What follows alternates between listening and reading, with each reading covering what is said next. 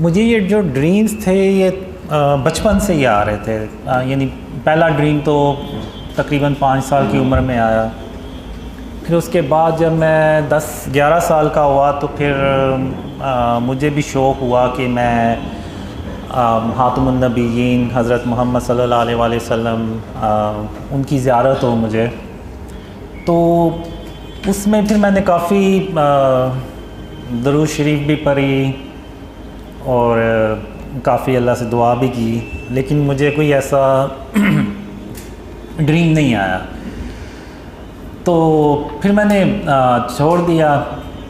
तो लेकिन उसके कोई तकरीबन आप कह लें जब मैं 13 साल का हुआ फिर तो उसमें मैंने पहली बार अल्लाह और मोहम्मद सल्लल्लाहु अलैहि वसल्लम को अपनी ख्वाब में देखा। तो वो ड्रीम मैंने पहले शेयर किया ही हुआ है। वो क्रिकेट का एक मैदान होता है, उसमें और भी मेरे हम उम्र बच्चे जो होते हैं मेरी एज के, वो हम सब क्रिकेट खेल रहे होते हैं। तो अल्लाह मोहम्मद सल्लल्लाहु अलैहि वसल्लम से पूछता है कि आपने इन बच्चों में से जो सा बच्चा चुनना है तो आप उसको चुन के तो मुझे बता दें। तो फिर हज़रत मोहम्मद सल्लल्लाहु अलैहि वसल्लम सारे बच्चों को देखते हैं और आखिर में मेरी तरफ देखते हैं और मुझे ऐसे उंगली से इशारा करके कहते हैं कि या अल्लाह मैंने इस बच्चे को चुना। तो फिर अल्लाह कहता है कि अच्छा ठीक है, अब आए यहाँ से चलते हैं। तो वो दोनों चले जाते हैं, लेकिन मैं वहाँ पे खड़ा सोचता रहता हूँ कि आखिर ख़ातमुन नबिय्यीन मोहम्मद सल्लल्लाहु अलैहि वसल्लम ने मुझे ही क्यों चुना। यहाँ पे मुझसे अच्छे भी बच्चे थे, लेकिन उनमें से किसी को क्यों ना चुना। तो वो ड्रीम वहीं ख़त्म हो जाता है। तो उसके बाद ये ड्रीम्स आते हैं, थोड़े बहुत आते हैं। कभी बारिश हो रही है, कभी मेरे पीछे कोई पड़ा हुआ है और मैं अल्लाह मुझे उससे बचा लेता है। तो वो मुझे बाद में पता चलता है कि वो एक्चुअली में दज्जाल था। तो फिर जब मैं 17 साल का होता हूँ तो ये जो ड्रीम्स का जो सिलसिला है ना, ये कंटिन्यू होता है। यानी ये चलता है। तो उस वक़्त से ये चला हुआ और ये आज तक मुझे जो ड्रीम्स हैं ना वो आते हैं। यानी अगर मैं सोया हुआ ना, कोई 15-20 मिनट के लिए भी मैं सोता हूँ तो मुझे कोई ना कोई ड्रीम आ ही जाता है छोटा मोटा। तो ये जो सिलसिला है ना वो आज तक ऐसे ही चल रहा है। और इसमें ख़ातमुन नबिय्यीन हज़रत मोहम्मद सल्लल्लाहु अलैहि वसल्लम और अल्लाह इन्हीं ड्रीम में से कुछ ड्रीम्स होते हैं उनमें फिर वो आते हैं, और कुछ ड्रीम्स होते हैं जो उनमें नहीं आते लेकिन वो यानी आगे चल के फिर सच्चे होते हैं।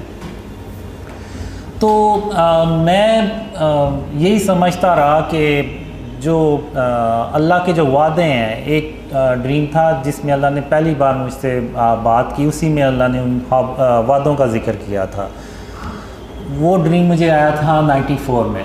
तो उसमें अल्लाह कहता है कि कासिम, जो वादे मैंने तेरे साथ किए हैं मैं उनको पूरा कर दूंगा, और अगर मैं अपने वादे ना पूरे कर सका तो मैं तमाम जहानों का बादशाह नहीं हूँ। तो ये जो अल्लाह के वर्ड थे वो आज भी मुझे हूबहू वैसे ही याद है। तो अब मैं यहाँ पे ये समझता रहा कि अल्लाह के वादे बस ये हैं कि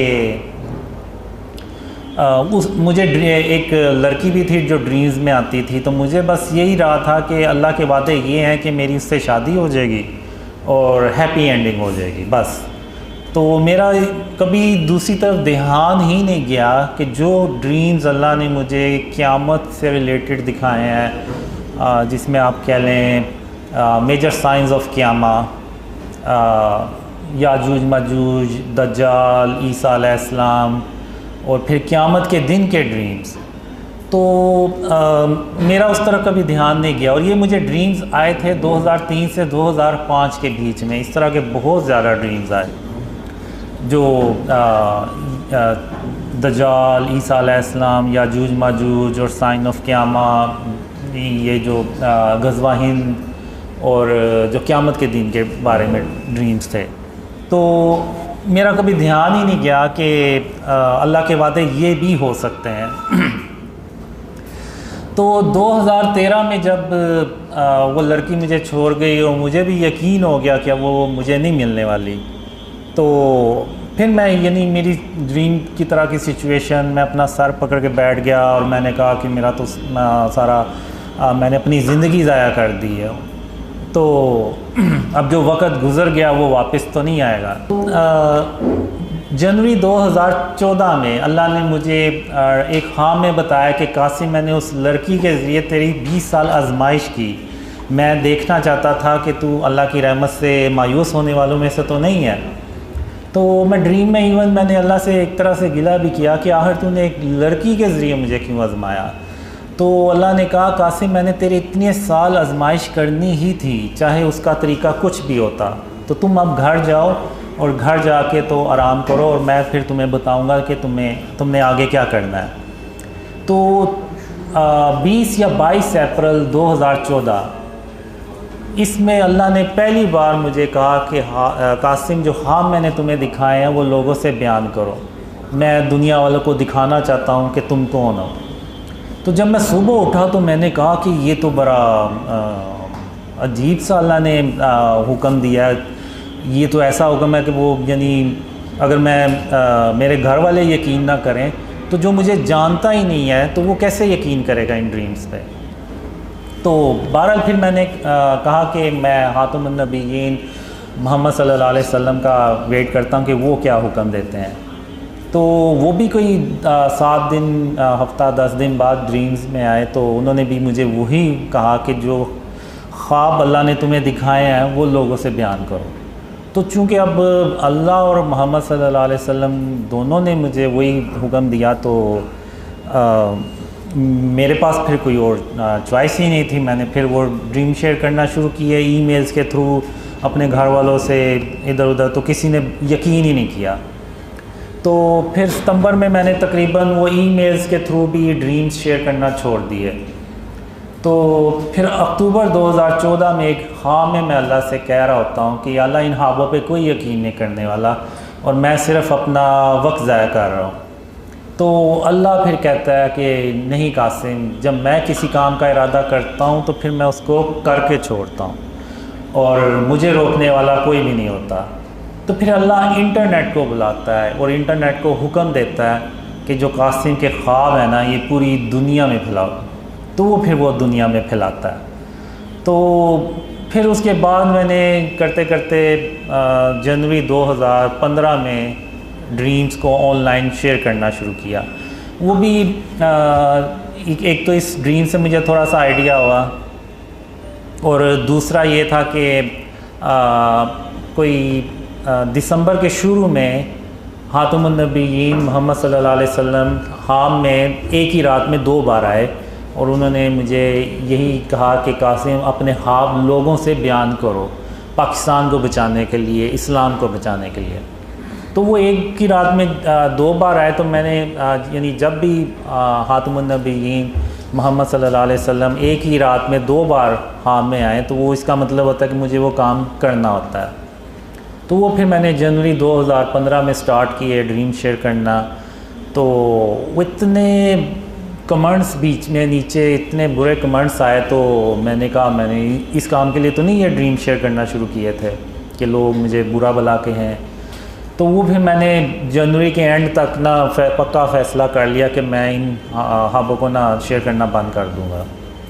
तो फिर 8 फरवरी 2015 उसमें ड्रीम में खातमुन नबीयीन मोहम्मद सल्लल्लाहु अलैहि वसल्लम आए और उनकी आवाज़ जो थी ना वो बहुत ही अफसरदा थी कि ऐसे जैसे अगर मैंने ये काम छोड़ दिया तो वो उनके लिए यानी बहुत बड़ा मसला हो जाएगा। तो उन्होंने फिर मुझे कहा कि कासिम, अल्लाह की रहमत से मायूस नहीं हुआ करते और तुम इस काम को मत छोड़ो और इसको करते रहो और अल्लाह तुम्हारी मदद कर रहा है और तुम अपनी मंजिल के बहुत करीब हो। तो मैं जब सुबह उठा तो मैंने कहा कि रसूल अल्लाह सल्लल्लाहु अलैहि वसल्लम के लिए जान भी हाजिर है, तो ये तो सिर्फ बुरे कमेंट्स हैं। तो फिर मैंने कंटिन्यू किया उसको काम को, लेकिन फिर भी दिल में था मेरे कि लोग क्या कहेंगे, यानी इस तरह से क्योंकि वो कमेंट्स बहुत ही बुरे होते थे, यानी अभी भी बुरे ही करते हैं कमेंट्स। तो फिर मार्च 2015 में अल्लाह ने एक ख़्वाब में कहा, यानी उसमें एक अल्लाह मुझे कहते हैं कि कासिम इन अंधेरों में कब तक पड़े रहोगे, बाहर निकलो और उस जगह को तलाश करो जो मेरी रहमतों और बरकतों से भरी पड़ी है। तो मैं बड़ा खुश होता हूँ कि अल्लाह मुझे इन अंधेरों से बाहर निकालने आया है। तो जब मैं बाहर जाता हूँ अपने घर से तो वहाँ पे मैं देखता हूँ 8-10 कोई भूखे शेर भरे साइज़ के वो घूम रहे होते हैं। तो मैं डर के अंदर भागता हूँ, मैं कहता हूँ कि ये तो मुझे वैसे ही कच्चा खा जाएंगे। तो मैंने फिर अंदर आके अल्लाह से भी कहा। तो इसी दौरान वो फिर 3 कुत्ते होते हैं वो जो खिड़की से अटैक करने लगते हैं, लेकिन वो फेंस लगी होती है तो वो वहीं से टकरा के तो पीछे हो जाते हैं। तो फिर मैं कहता हूँ अल्लाह से कि या अल्लाह तेरे सामने इन्होंने मेरे ऊपर हमला किया और तू मुझे ये कह रहा है कि वो शेर मुझे कुछ नहीं कहेंगे। तो फिर अल्लाह खैर उनको मार देता है और फिर अल्लाह मुझे कहता है कि कासिम या तो वो काम करो जिसका मैंने तुम्हें हुक्म दिया है या फिर इन अंधेरों में हमेशा हमेशा के लिए पड़े रहो और तुम मेरा यकीन करो मैं तुम्हारी हिफाजत करूँगा और तुम्हें तुम्हारी मंजिल तक बाहिफाजत पहुँचाऊँगा। तो ये कह के अल्लाह वहाँ से चला जाता है। अब मैं उधर दीवार पे नीचे बैठ के तो सर टांगों में दबा के तो सोचता रहता हूँ कि और कहता हूँ कि मैं इधर भी अगर रहूँगा तो मौत मुझे यहाँ भी आ जानी है, लेकिन जैसा कि अल्लाह मुझे कहता है कि वो मेरी हिफाजत करेगा तो मुझे अल्लाह पे भरोसा करना चाहिए और बाहर निकलना चाहिए। तो फिर मैं वो बाहर निकलता हूँ, तो वो करते करते अल्लाह मुझे बचाते आ रहता है और मैं उस जगह पहुँच जाता हूँ। तो फिर अल्लाह मुझे कहता है कि कासिम क्या मैंने तुम्हें नहीं कहा था कि मैं तुम्हें तुम्हारी मंजिल तक बाहिफाजत पहुँचाऊँगा। तो फिर मैं अल्लाह से कहता हूँ कि हाँ या अल्लाह तूने अपनी बातें सच कर दिखाई। तो यहाँ पे फिर मैं कहता हूँ अल्लाह से कि अब मैं कल अपने जितने भी मेरे काम हुए मैं वो सारे कर लूँगा। तो फिर यहाँ पे अल्लाह सीरियस हो के ना मुझे कहता है अच्छा कासिम तो फिर मैं भी उसके बाद क़यामत कायम कर दूँगा। तो इस तरह के भी ड्रीम्स जो है ना काफ़ी मुझे आए जिसमें क़यामत का आखिरी दिन होता है और मैंने अपने काम करने होते हैं, लेकिन मैं हर ड्रीम में किसी न किसी वजह से अपने काम कंप्लीट नहीं कर पाता। लेकिन अल्लाह अपनी रहमत से क़यामत कायम नहीं करता और एक और दिन देता है जिसमें वो फिर मैं उससे अगले दिन जो होता है ना वो अपने सारे काम कंप्लीट करता हूँ। तो फिर जब अल्लाह ने मुझे ख्वाबों का हुक्म दिया शेयर करने का, तो फिर मैंने सोचा कि कहीं अल्लाह के वादे वो तो नहीं है जो मुझे एंड ऑफ टाइम से रिलेटेड आए थे, जिसमें हम ईसा अलैहिस्सलाम से जाके मिलते हैं और फिर वो क़यामत के दिन के ख्वाब। तो मैंने कहा हो सकता है अल्लाह के वादे जो है ना वो हों। लेकिन फिर भी जब मैंने ड्रीम शेयर करना शुरू किए तो मैंने कहा बस 2-4 लोग यकीन कर लेंगे, इससे ज़्यादा नहीं करेंगे। तो लेकिन फिर अब आज मैं देखता हूँ दुनिया भर से लोग ड्रीम्स पे अल्लाह की रहमत से उसकी मदद से बिलीव कर रहे हैं, ना सिर्फ बिलीव कर रहे हैं बल्कि एफ़र्ट्स भी कर रहे हैं, उनको आगे ड्रीम्स को फैला भी रहे हैं। तो मेरे लिए तो ये मौजज़ा है अल्लाह का, आप माने या ना माने, क्योंकि आज के दौर में जब हर कोई अपने काम में बिज़ी है, किसी के पास यानी इतना टाइम ही नहीं है कि इन चीज़ों की तरफ ध्यान दे। और ऐसे यानी जितने भी हैं सारे नाम हम आपस में कभी जानते थे एक दूसरे को, ना मुझे ये कभी जानते हैं ना कभी मिले, लेकिन फिर भी ये जो है ये ड्रीम्स फैला रहे हैं, वीडियोस बना रहे हैं और इस तरह से लोगों को यानी अक्सर के तो अपने यानी उनके अपने जो फ्रेंड थे उन्होंने भी उनसे फ्रेंडशिप तोड़ दी और उनके घर वालों में भी मसला हुआ, लेकिन फिर भी अल्लाह की मदद से और अल्लाह की रहमत से वो काम को कंटिन्यू कर रहे हैं। तो ये जो चीज़ है ये सिर्फ अल्लाह की मदद और उसकी रहमत से मुमकिन है, उसकी मदद के बगैर ये काम हो ही नहीं सकता, और वो भी स्पेशली आज के दौर में। तो मेरे लिए तो ये मौजज़ा ही है अल्लाह का, क्योंकि इसमें मुझे ड्रीम्स भी आए थे कि 2011 से 2013 में मैं कुछ ऐसे लोगों यानी जा रहा होता हूँ, कुछ रास्ते में मुझे ऐसे लोग मिलते हैं कि जिनको मेरे नाम का भी पता होता है, और उनमें से कुछ को इतना पता होता है कि अल्लाह ने मुझे किसी जगह जाने का हुक्म दिया है। और वो उनमें से ये भी कहते हैं कि हमें पता था आप यहाँ से एक दिन गुज़रेंगे। तो उस वक्त मैं ड्रीम में हैरान होता था और अपने आप से सवाल करता था आखिर ये लोग हैं कौन जिनको मेरे नाम का भी पता है और कुछ को इतना पता है कि मैं किस जगह जा रहा हूँ। तो ये सवालों के जवाब मेरे ख्याल से जब मैंने ड्रीम शेयर करना शुरू किए तो फिर मुझे ये जवाब मिले कि मैंने कहा शायद वो लोग आप ही हैं जिनको मैंने अपने ड्रीम्स में देखा और जिन्होंने मुझे पहचाना। तो अब आपने क्या सवाल पूछा था? जी, अब जब मैंने ड्रीम शेयर करना शुरू किए तो उसमें फिर जो अल्लाह और ख़ातमुन नबीय्यीन मोहम्मद सल्लल्लाहु अलैहि वसल्लम थोड़ा यानी नॉर्मल रूटीन से थोड़ा ज़्यादा आना शुरू हुए, जिनमें अल्लाह थोड़ा सा ज़्यादा आना शुरू हुआ। तो शुरू में जब मैंने ड्रीम शेयर करना शुरू किए तो फिर ख़ातमुन नबीय्यीन मोहम्मद सल्लल्लाहु अलैहि वसल्लम ने भी मुझे ड्रीम्स में कहा कि कासिम मेरा ये पैगाम लोगों को, मेरी उम्मत को दे दो कि जो तुम्हारी मदद करेगा वो ऐसे ही जैसे उसने मेरी मदद की।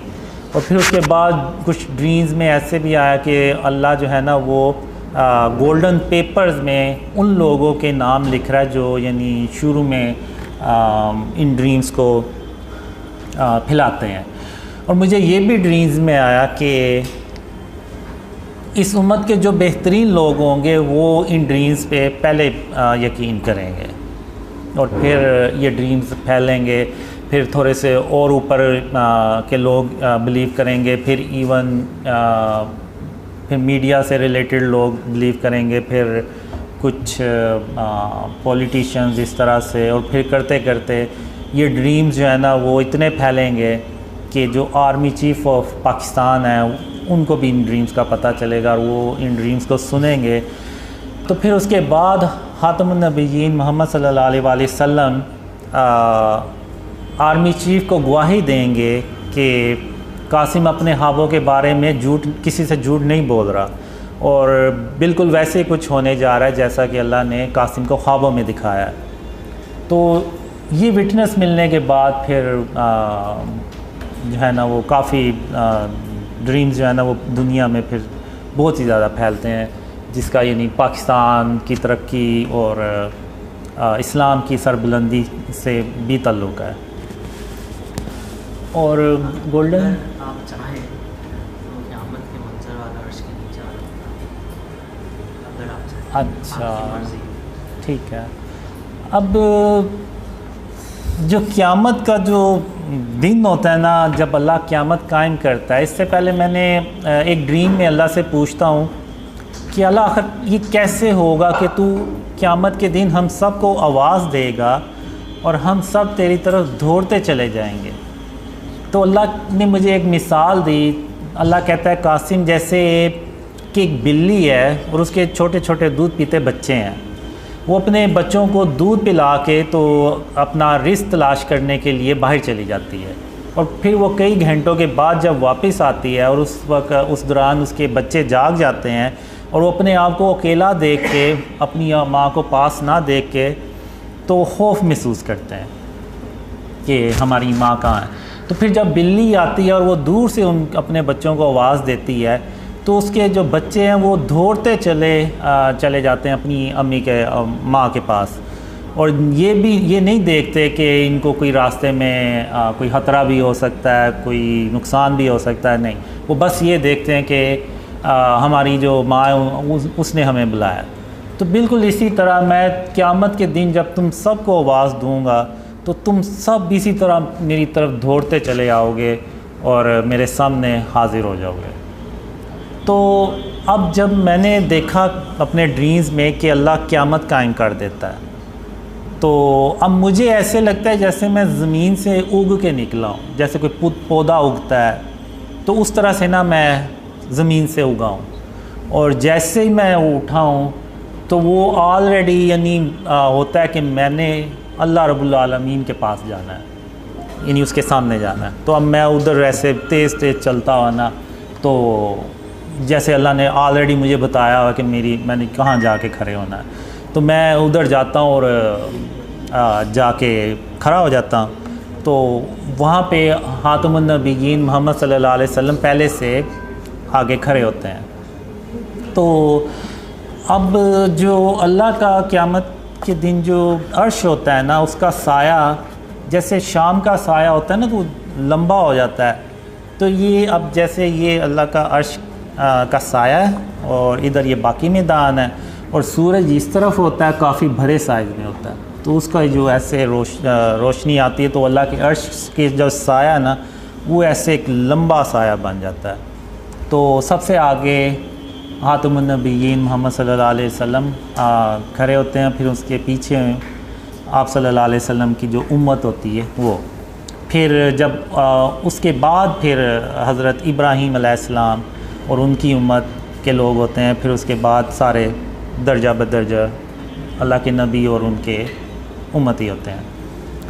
तो जो मैंने ड्रीम्स में देखा है, खातमुन नबिय्यीन मोहम्मद सल्लल्लाहु अलैहि वसल्लम की उम्मत की जो तादाद है वो बहुत ज़्यादा होती है बाकी नबियों की उम्मतों से। तो मैं यहाँ पे खड़ा हो जाता हूँ और मेरे साथ वो लोग होते हैं जो दुनिया में साथ होते हैं।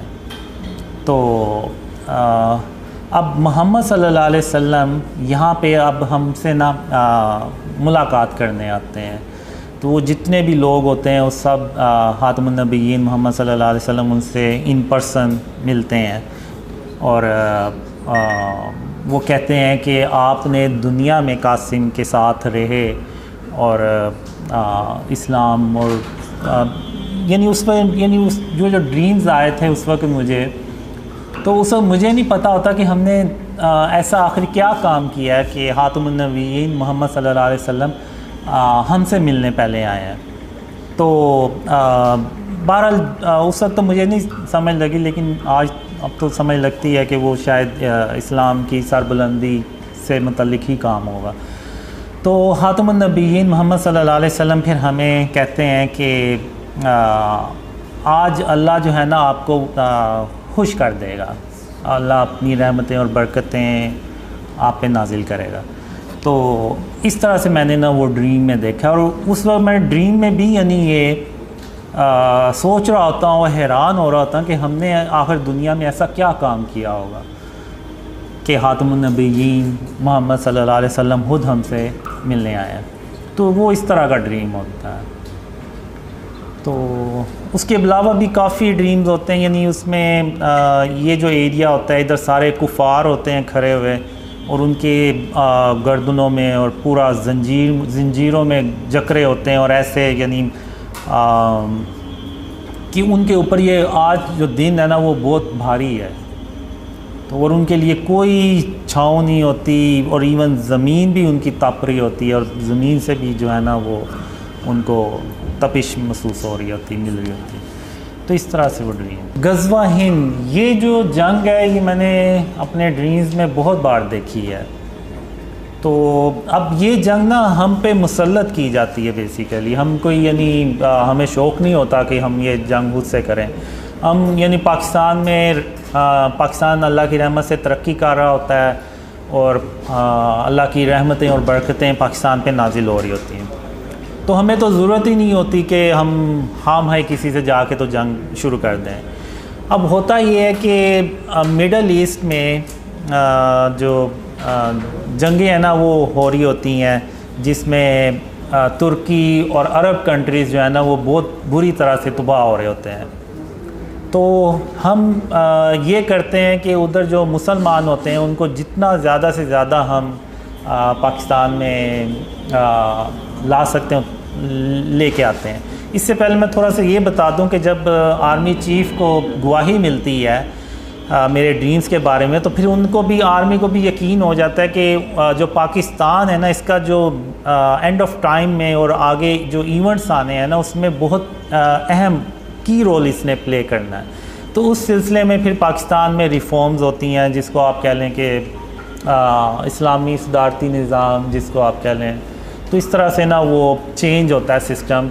और जो दूसरा सवाल आपने पूछा है तो वो पाकिस्तान जो अल्लाह ने मुझे ड्रीम्स में दिखाया है कि जब तक हम शिर्क और उसकी इक़साम से पाकिस्तान को पाक नहीं करेंगे तो अल्लाह की मदद भी नहीं आएगी। अभी होता यह है कि हम जो भी प्लान्स बनाते हैं तो उसमें अल्लाह की मदद हमारे साथ नहीं होती, क्योंकि शिर्क जो है ना वो पाकिस्तान में जगह जगह भरा पड़ा है।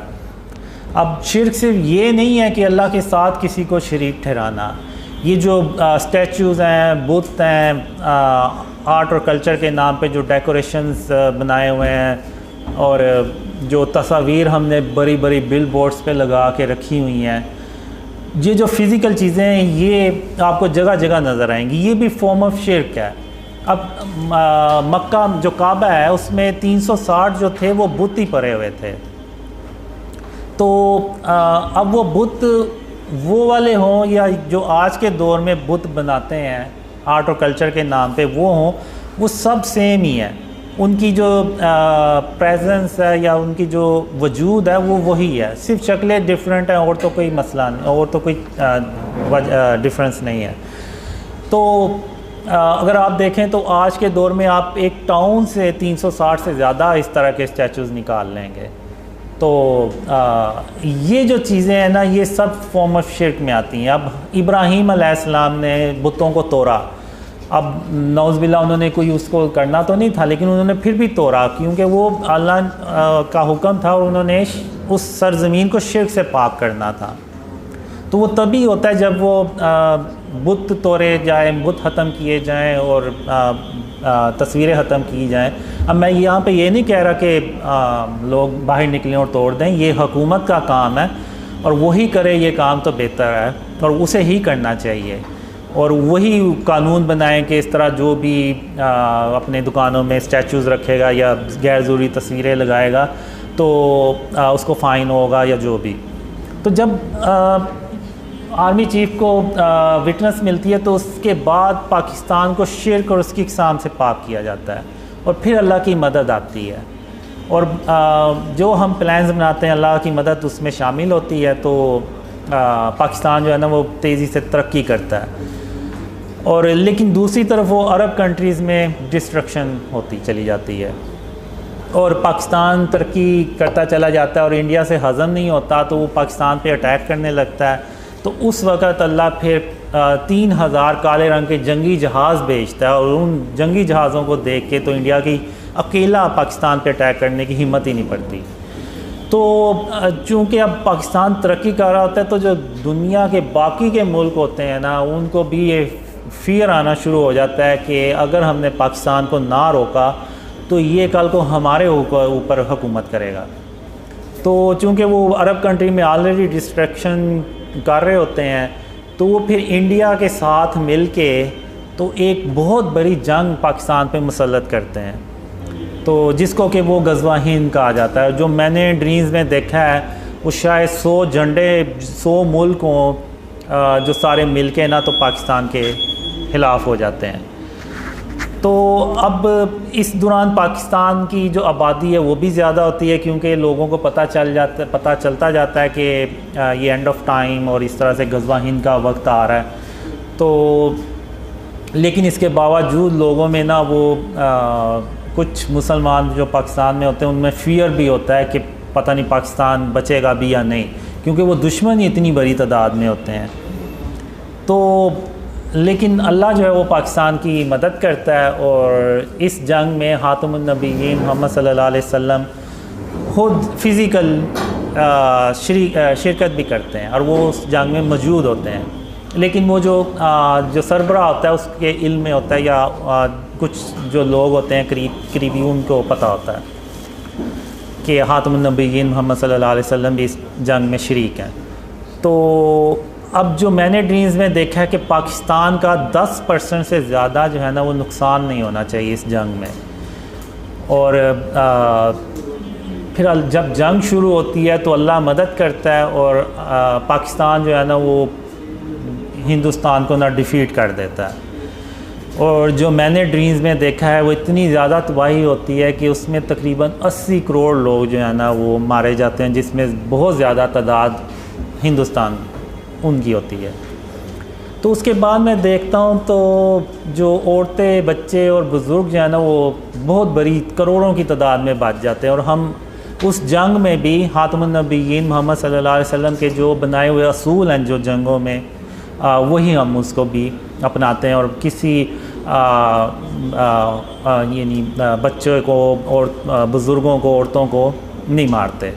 तो वो बच जाते हैं। तो वो फिर पाकिस्तान को पैगाम देते हैं कि या तो आप हमें भी मार दें या फिर आप हमें अपनी पनाह में ले लें। तो सब फिर हुकूमत ऐलान करती है कि आप दो मर्दों को दो तीन चार शादियाँ करें और उन औरतों को पनाह दें। तो उसके बाद फिर मिडल ईस्ट में पाकिस्तान जाता है काले रंग के जंगी जहाज़ लेके, और वहाँ पे रशिया और अमेरिका को शिकस्त देता है और पाकिस्तान अकेला जो है ना वो सुपर पावर बन जाता है। तो उसमें जो मैंने ड्रीम्स में देखा है कि जो हम यूरोप में जाने लगते हैं तो वो पहले ही हाथ खड़े कर देते हैं और वो जंग नहीं करते। वो कहते हैं आए आप और हम पे हुकूमत कर लें, इस तरह का कोई सीन होता है। और फिर पाकिस्तान जो है वो पूरी दुनिया में जब ख़ातमुन नबिय्यीन मोहम्मद सल्लल्लाहु अलैहि वसल्लम का सच्चा इस्लाम फैलाता है तो पूरी दुनिया अमन से भर जाती है। लेकिन इसका जो स्टार्ट है ना वो पाकिस्तान से होगा। तो इस तरह से मैंने ये देखा है कि दुनिया कैसे अमन से भरती है। फिर उसके चंद साल बाद दज्जाल जो है वो बाहर आ जाता है। फिर दज्जाल से एक बहुत बड़ी जंग होती है जिसमें तकरीबन 2 से 2.5 अरब लोग मारे जाते हैं। उनमें ज़्यादातर तादाद मुसलमानों की होती है। तो फिर उसके बाद दज्जाल के बाद फिर ईसा अलैहिस्सलाम आते हैं। फिर जो मैंने ड्रीम्स में देखा है कि अल्लाह मुझे ना जब दज्जाल आता है ना तो कुछ लोग होते हैं, उनको अल्लाह कहता है कि इनको ले पहाड़ में ले जाके ना तो छुपा दो। अब वो एक पहाड़ होता है, उसके अंदर वो सारा तराशा होता है, अंदर पूरी एक बिल्डिंग सी बनी होती है, सब कुछ सारी सहूलतें होती हैं, अंदर रहने के लिए सारा फूड का इंतज़ाम होता है और वो वहाँ पे रहते हैं। और मैं उनसे कहता हूँ कि जब तक मैं ना हूँ आप लोगों ने इधर ही रहना है। तो फिर जब मैं दोबारा जाता हूँ तो वो ट्रेन पे उनको बिठाता हूँ और फिर वो ट्रेन पे हम जब जा रहे होते हैं तो याजूज माजूज रास्ते में हमारी ट्रेन पे अटैक करते हैं। तो अल्लाह जो है वो हमें बचा लेता है याजूज माजूज से भी।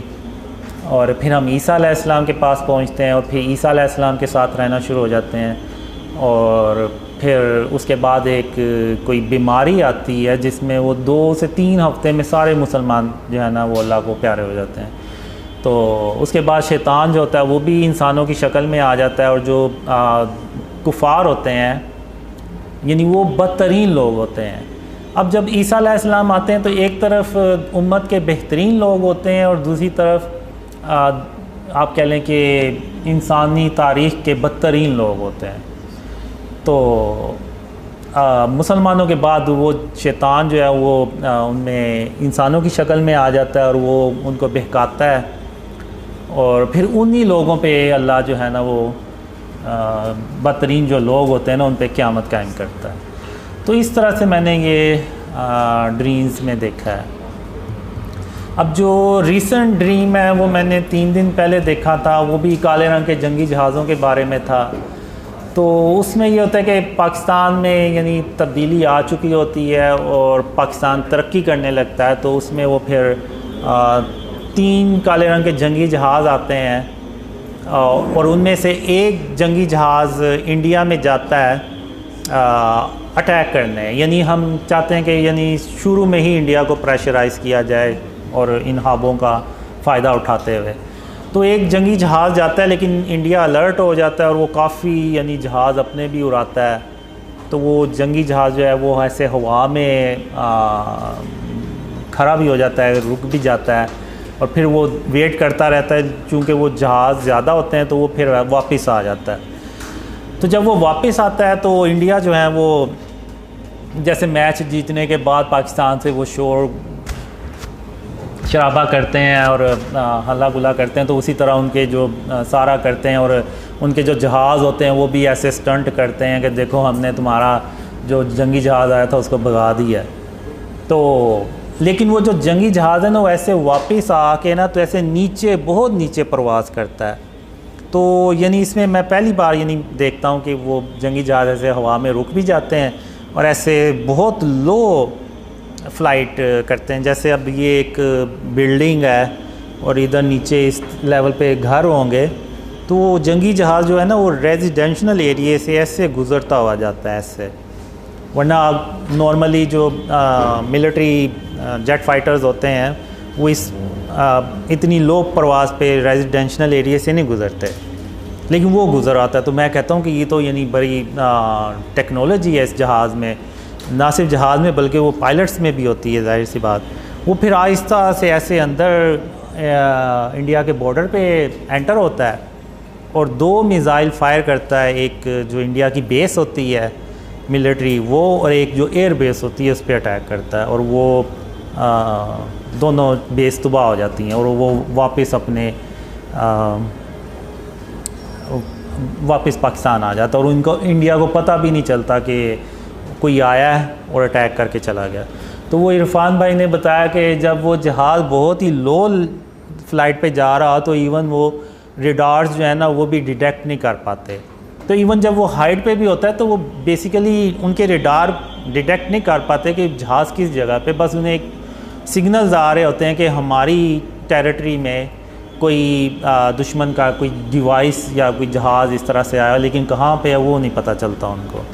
तो इस तरह से वो फिर वापस आता है और फिर वो जो ब्लैक जेट फाइटर्स के पायलट्स होते हैं वो आते हैं, तो वो हम उनसे बात कर रहे होते हैं, तो वो ड्रीम वहीं ख़त्म हो जाता है। तो ये लेटेस्ट ड्रीम ये रिसेंटली ड्रीम्स आते हैं, इमरान खान के बारे में भी आए।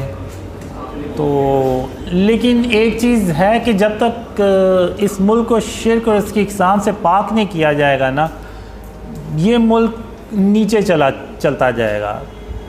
लोग मुझसे पूछते हैं तो मैं वो बस उसी बेस पे कहता हूँ कि जब तक हम शिर्क से इस मुल्क को पाक नहीं करेंगे तो अल्लाह की मदद भी नहीं आएगी। अल्लाह की मदद नहीं आएगी तो इसका मतलब है कि ये मुल्क मज़ीद नीचे चलता जाएगा। तो जो मुझे लग रहा है कि मैं कहना नहीं चाहता, लेकिन मुझे यही लग रहा है कि ये मुल्क में मज़ीद मसाइल पैदा होंगे, मज़ीद डॉलर्स का मसला होगा, इकोनॉमी का और पॉलिटिकल स्टेबिलिटी आ भी जाए तो कोई मुझे नहीं लग रहा कि कोई इकोनॉमी इसकी बेहतर होगी। तो जो नवाज शरीफ के बारे में जो ड्रीम्स थे उसमें वो आएंगे पाकिस्तान दोबारा वापस,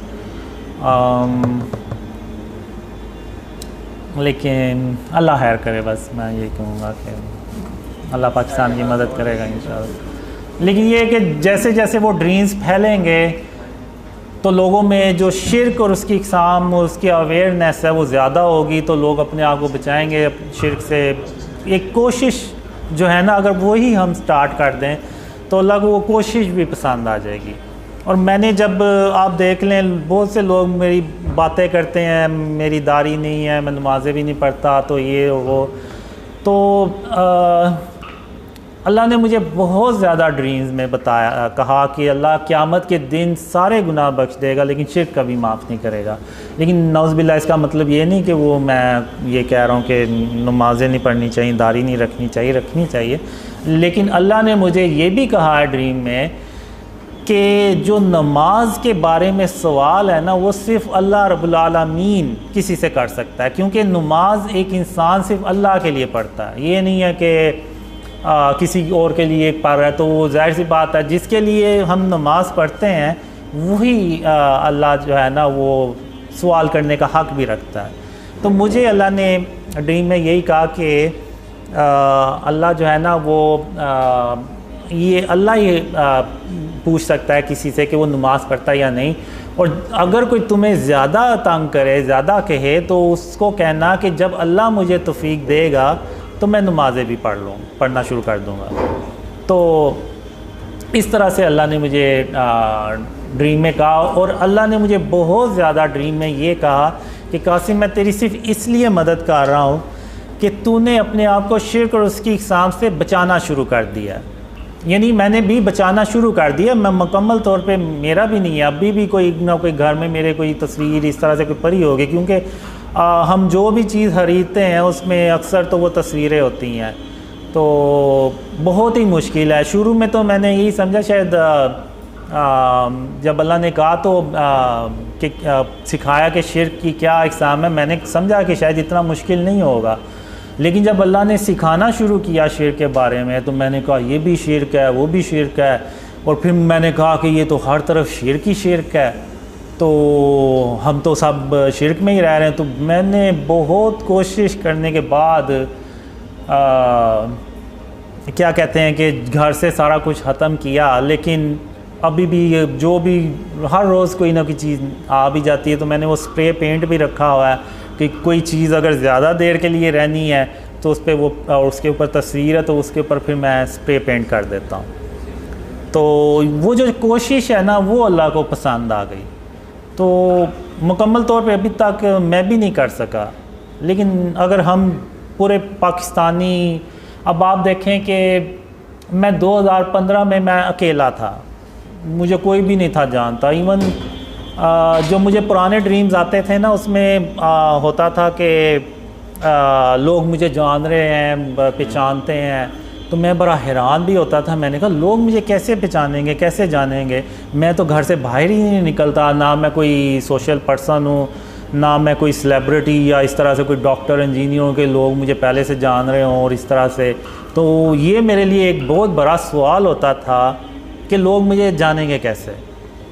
और 2015 तक तो मैं, आप कह लें कि मैं ज़ीरो था, यानी मैं अकेला ही था, यानी दोस्त यार भी कोई होंगे तो कभी शायद मुलाकात हो जाती थी उनसे।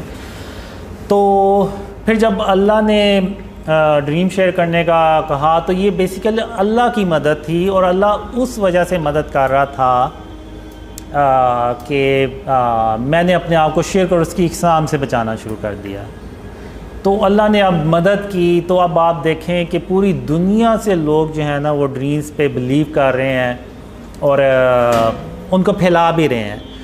तो अगर अकेला एक बंदा अगर शिर्क और उसकी इक़साम से अपने आप को बचाए तो अल्लाह उसकी इतनी मदद करे कि वो दुनिया के लोग उसको उसकी मदद करना शुरू हो जाएं।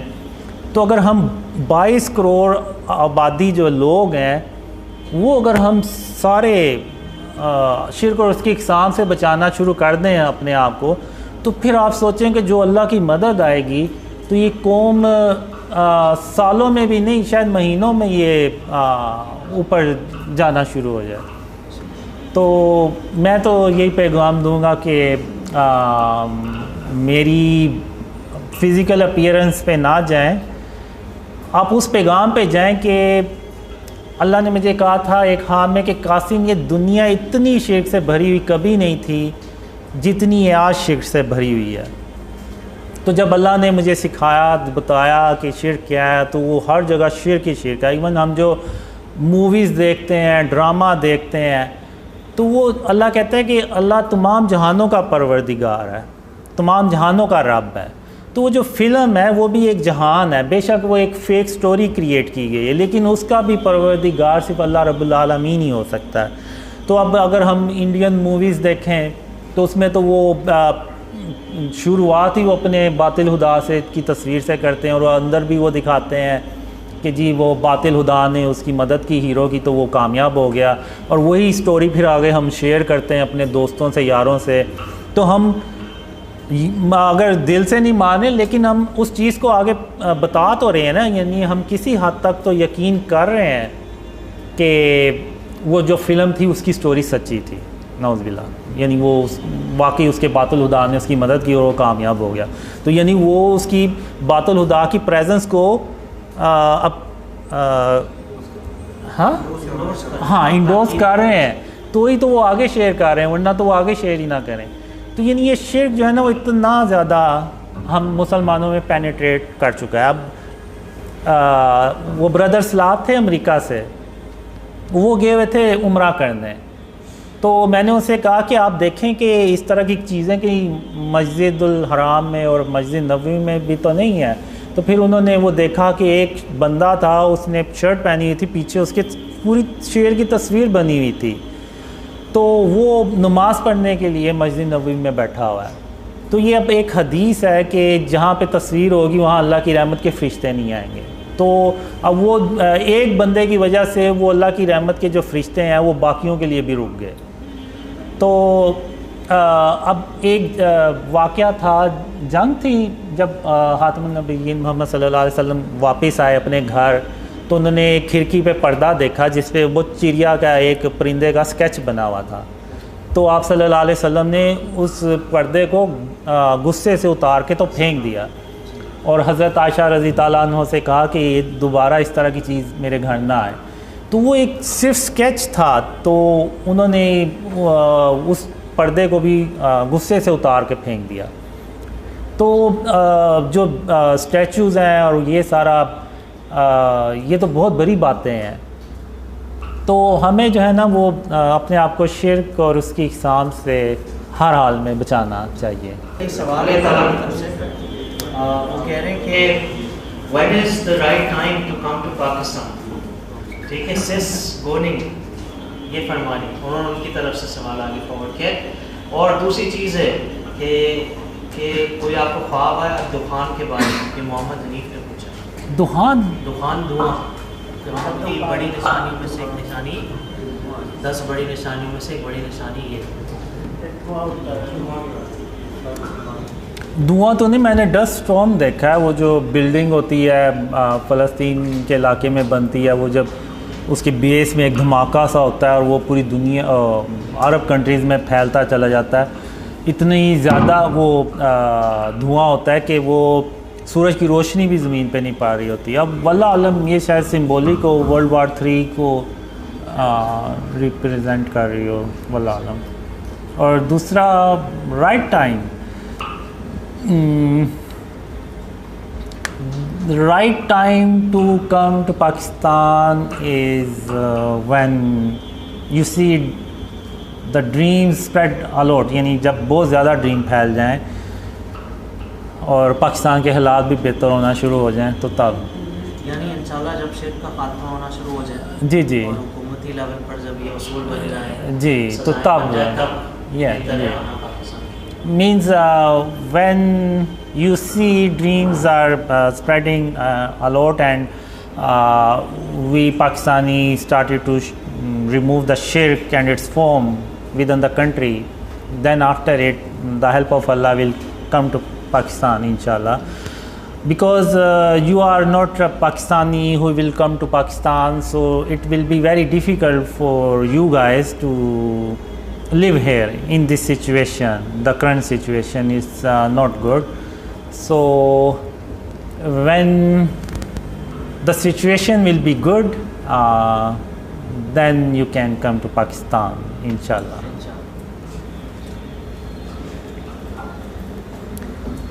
For the Zoom meeting, we were talking about shirk and its form, and I shared my story, how dreams started to come and how Allah helped us, and we talk about Ghazwa Hind, and we talk about current situation, and I shared our latest dream about black jet fighters, which is Brother Talha already translated.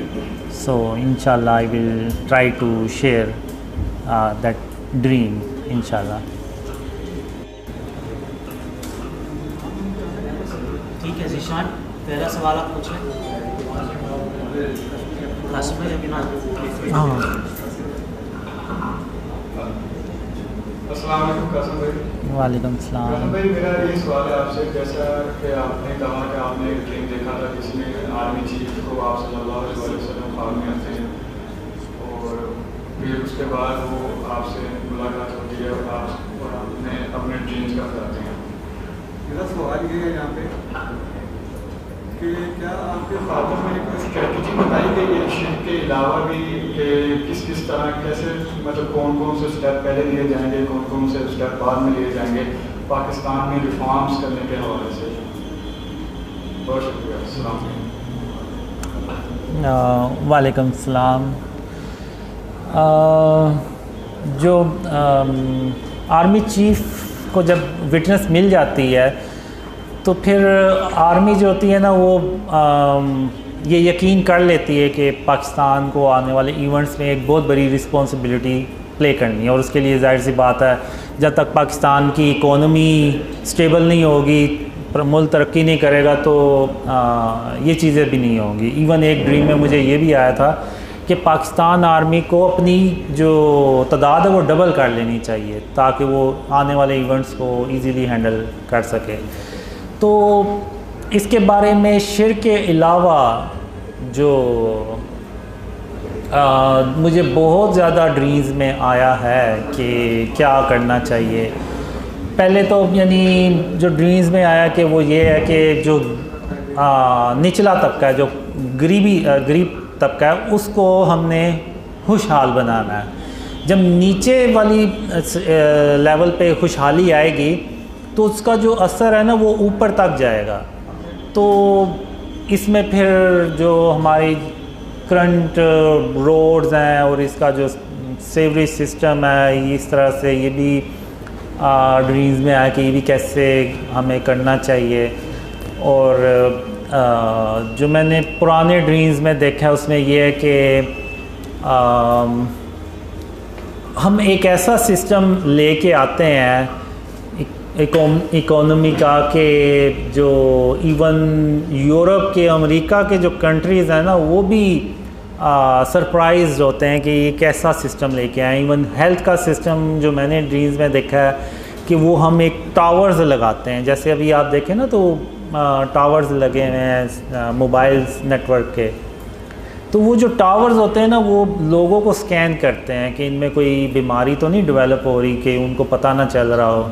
अक्सर तो नहीं पता चलता जब तक कि वो symptoms ना आए, तो वो पहले से ही सिम्टम्स आने से पहले ही वो डिटेक्ट करके तो उसको यानी शुरू में उस बीमारी को पकड़ने की उन टावर्स में ना वो होता है कि वो अलर्ट कर देते हैं।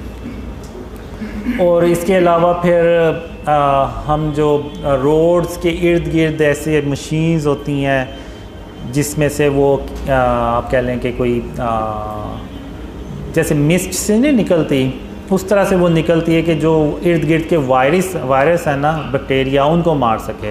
क्योंकि वो जितने भी वो हमने उस वक्त जो ड्रीम में होता है कि वो ज़्यादातर जो वायरस और बैक्टीरिया ट्रैवल करते हैं वो रोड्स और इस तरह से जो ट्रैवलिंग करते हैं लोग उनके थ्रू फैलती, तो उसके लिए वो चीज़ होती है। तो इस तरह से ड्रीम्स में आया। और फिर इतना मैंने देखा है कि पाकिस्तान में इतनी खुशहाली आती है कि कोई यानी आपको गरीब नहीं मिलता कि कोई जिसको कोई ज़रूरत हो खाने की या इस तरह से, तो इतनी यानी अल्लाह की रहमतें और बरकतें देखी हैं। लेकिन ये होता तभी है जब हम शिर्क और उसकी इकसाम से अपने आप को बचाना शुरू करते हैं। क्योंकि एक सूरह नमल सूरह सबा में अल्लाह ने एक कौम का ज़िक्र किया हुआ है जो हर तरह से खुशहाल थी और उसमें कोई बुराई नहीं थी, सारे यानी नेकूकार लोग थे, उनमें कोई भी बुराई नहीं थी। तो अल्लाह ने उनको 2 बाग दिए हुए थे जो कसरत से फल लगते थे उनमें, और उसको बेच के तो वो अपनी इकोनॉमी चलाते थे और जो भी उनमें खुशहाली थी वो उन बागात की वजह से थी। लेकिन आहिस्ता आहिस्ता उन लोगों ने ये कहना शुरू कर दिया कि ये जो बाग है ना ये हमारी, हम मेहनत करते हैं तो ये फल लेके आते हैं। तो अल्लाह ने उन फलों को ना मुर्दा कर दिया। और फिर अल्लाह ने उस कौम से सवाल किया कि अब भी तो तुम उतनी ही मेहनत करते हो जितनी पहले करते थे, तो अब ये ऐसे फल क्यों नहीं लगते जिनको तुम बेच सकते हो या तुम खा सकते हो। तो यानी बात करने का मतलब ये है कि जब तक हम यानी उन्होंने भी एक तरह से ना अल्लाह से तवक्कल हटा के तो अपने बाजुओं अपनी मेहनत पे ले आए कि यानी ये भी एक फॉर्म ऑफ शिर्क किया कि अल्लाह के अलावा किसी और पे तवक्कल कर लेना। तो जब तक हम शिर्क और उसकी इकसाम से अपने आप को नहीं ना बचाएंगे तो आप भूल जाएं कि अल्लाह मदद करेगा। तो यही मैं कहूँगा। I think when dreams spread a lot means a lot of people believes on the dreams, like all are gathering here. Then I think if someone want to come, then we can also is able to help them. So without local support, it will be very difficult for you guys to settle in Pakistan. But now the situation is about the dream spreading is by the mercy of Allah is a lot. So there is people who believes on the dreams in Pakistan, but still I will say wait a little more. So more people believes on the dreams, the more will be easy for you who want to come early. It will be more easy for them to settle in Pakistan because they will have more support. But still I will say wait for the right time to come to Pakistan, inshallah. I think Qasim Bhai answered this before also. So you should listen to Qasim Bhai and obey, and he's telling you to come at a later point in time. So you should obey, you should look for the signs. When it's the appropriate time, you should come. Also, there's a hadith from Rasulullah sallallahu alaihi wasallam which means that if you're presented with two paths, you should choose the easier one. Do not put yourself in a test that you cannot withstand. So be careful what you wish for. Okay, moving on to the next question. Question number 6. शिर्क में बातें का शिर्क भी शामिल है। लोग कहते हैं तो हैं कि हम अल्लाह को अव्वल तरजीह देते हैं, मगर उनके अमल अव्वल तरजीह वाले नहीं होते, जैसे कि अल्लाह का हक है, ऐसा क्यों? फ्रॉम सनोगर। मतलब लोग बातों से भी शिर्क करते हैं, कहते तो कि हम अल्लाह ताला को पहले तरजीह देते हैं, लेकिन फिर जो करते हैं तो तरजीह नहीं होती, यानी अपने आप को ज़्यादा तरजीह देते हैं। मेरे ख्याल से ये चीज़ जैसे कि इरफान भाई ने भी कहा, ये चीज़ नाफरमानी में आएगी, शिर्क में नहीं आएगी। क्योंकि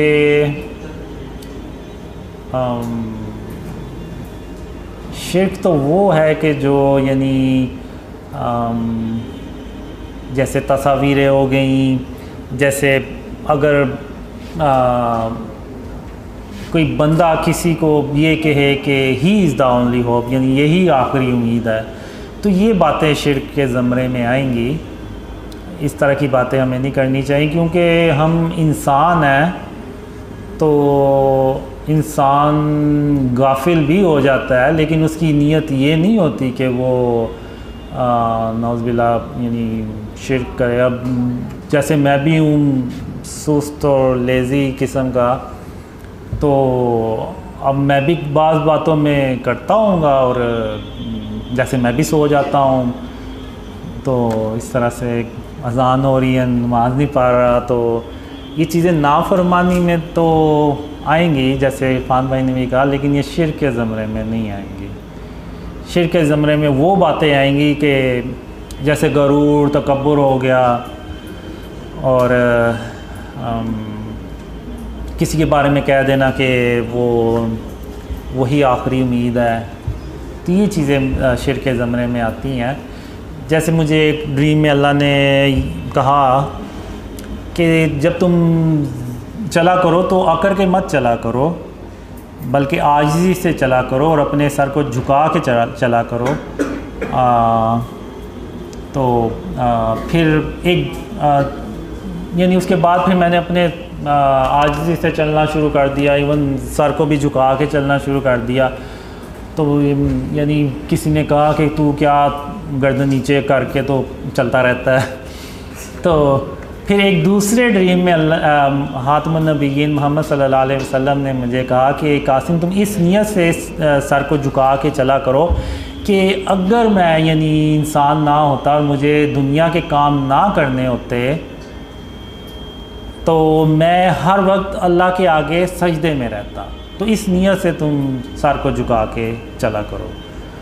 तो इसका मतलब ये नहीं है कि वो में नाफरमानी में ही आएगी ये चीज़ें, क्योंकि इंसान बहुत ही कमज़ोर पैदा किया गया। इवन मैं भी खुद भी अभी तो है नहीं, उस वक्त जब मैं अल्लाह की वादों का इंतज़ार करता रहता था तो मुझे भी दिल में आता था पता नहीं अल्लाह के वादे कभी पूरे होने भी हैं या नहीं। फिर एक ड्रीम भी आया मुझे जिसमें अल्लाह सारे अपने वादे मुझसे किए हुए पूरे करता भी है, और अल्लाह मुझे कहता भी है कि कासिम अब तुम्हें कोई मुझसे गिला शिकवा तो नहीं है, मैंने सारे अपने वादे पूरे कर दिए हैं। तो फिर मैं अल्लाह से कहता हूँ कि या अल्लाह बस मुझे एक शख्स को कत्ल करने की इजाज़त दे दे। तो अल्लाह जो होता है ना वो बड़ा तेज़ी से मेरी तरफ आता है। अब ये नहीं कि अल्लाह को नहीं पता कि मैंने किसको करना है, लेकिन अल्लाह को पता आता है, तो वो अल्लाह बड़ा तेज़ी से मेरी तरफ आता है और मुझे कहता है कासिम क्या बात है, तुम किसको कत्ल करना चाहते हो। तो मैं अल्लाह से कहता हूँ कि अल्लाह मैं अपने आप को कत्ल करना चाहता हूँ कि मैं तेरे वादों के बारे में हमेशा शक में पड़ा रहा। तो अल्लाह आगे से कहता है कासिम मैंने इंसान को बहुत ही कमज़ोर पैदा किया है, तो तुम ये उल्टी बातें सोचना छोड़ दो और आओ अब मैं तुम्हें घर छोड़ देता हूँ। तो इंसान को अल्लाह ने ना बहुत कमज़ोर पैदा किया है। तो अब ये चीज़ें नाफरमानी में आ सकती हैं लेकिन शिर्क में नहीं, क्योंकि अल्लाह ने इंसान को ना कमज़ोर पैदा किया, इंसान बड़ा कमज़ोर है। अच्छा भाई अगला सवाल है, Does Mohammed Qasim have any plan to visit any other country right now? Will he come to Indonesia this year from Goning? I always wish that I will be like you guys. Seriously, when I see you guys, I always wish, what if Allah make me like you guys, so I can go out and meet other people in different cities, in different countries. But Allah make me like this. So I have a plan to visit other countries, to visit other cities, but I am lazy and I am lazy, very lazy. So let's see when Allah fulfill these desires. Inshallah I will visit Indonesia, Malaysia, Bangladesh, other countries. Inshallah. USA भी ना? USA भी इंशाल्लाह। This is just the humility of Qasim bhai. Actually इनकी वालदा भी बीमार थी, so because Qasim bhai's mother is ill and she needs attention, and Qasim bhai is the only one with her right now, so I think that is one of the reasons that Qasim bhai is not traveling, or maybe he's seen some dreams that he's not sharing with us, so maybe because of that reason. Question number 8. Have brother Qasim seen any dream about Tabut Sakina, Mohammed Shiraz? Tabut Sakina पर आपने कोई ख्वाब देखा है? क्या ताबूत सकीना? ताबूत Sakina English में पूछा किसी ने? उर्दू में भी यही कहते हैं। Mohammad Siraj.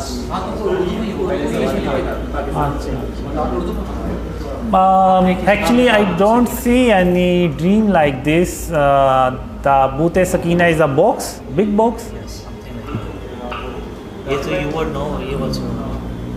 No, I did not see any dream like this. Sorry, मैंने इस तरह का कोई ड्रीम नहीं देखा। वो जाने का